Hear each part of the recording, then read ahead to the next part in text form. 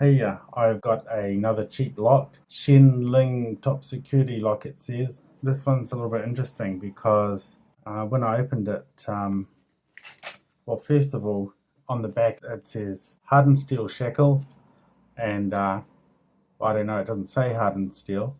It says 5-pin security mechanism, yet when I look at the bitting, 1, 2, 3, 4, I see 4 pins. Dual locking levers. Now when I unlock this, it has indeed got two notches, but when I click it down here, it doesn't catch. So I don't believe it's dual locking. I think only the front one is catches. I think only the front one locks. It says excellent security and durability, anti-rust, anti-picking, and anti-soaring. I don't know if that's true about the anti-picking. When I tried to pick this, it's not a very long keyway, and also when I was trying to use some tension wrenches, they started to turn inside the keyway, and little bits of I think this cast iron started to fall off, and it was cast iron dust was falling all over the place. And when I tried the top of the keyway tension, it was pretty much the same thing. If I used the big one or one with teeth, I was having real problems holding on because it would for a while, and then a little bit of the metal would just fall away, and as you can see, the keyway is getting wider and wider. It's very rough, and my pick tools were having a rough time, and I didn't want to damage any in this cast iron lock, so I've given up trying to pick this because I don't want to damage my tools.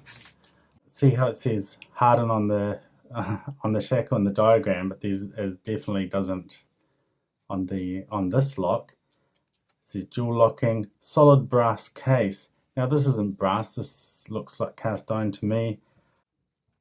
Everything about this that it says, it seems that it's talking about a different lock, not this lock.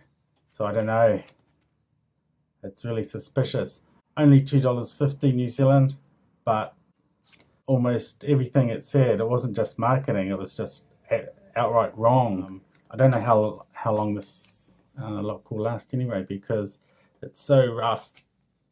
Just getting the key in there, and when I turn it, it goes scrapes, and sometimes it doesn't turn, it sticks, and I can't even get the key up properly. It's very it's really bad. So if I did have to open this for someone, if they lost their key or something like that, I might try a destructive method of getting in instead of trying to pick it.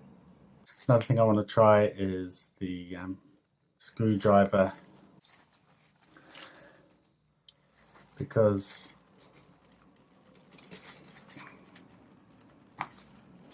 this is see these little bits here, little bits of iron, it's starting to fall off. See, I don't even have a vice to speak of to hold this.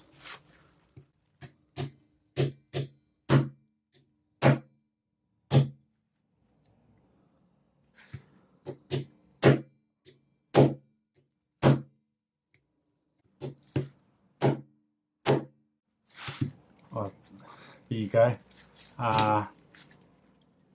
Okay, you can see the that locking bar or locking pawl. Me hitting it on the side here may have caused that to bounce back, and the spring action might have been able to pop it up. So to test that theory, if I go like this, it closes again. Yep, it's closed.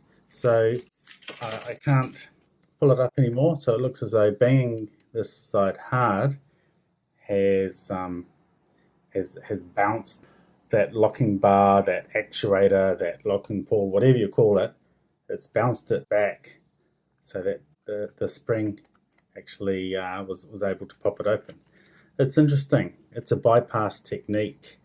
that I didn't really think of. So let's try it again. Hopefully without banging my fingers.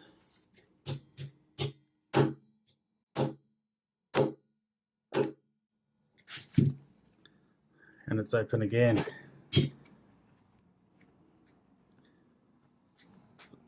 It's locked again.